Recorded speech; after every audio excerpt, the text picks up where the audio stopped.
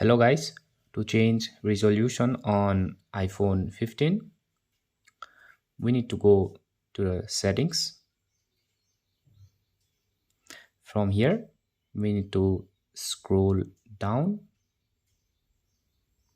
and find this option called display and brightness. Tap here once. Now from here, we need to scroll all the way down again and you will find this option called display zoom. Tap here. Now as you can see, it's on default. We need to is tap here and press the done button, and you need to tap this use zoom button again, so it will close your screen for a split second and then it will pop up again. As you can see now, my screen resolution has changed.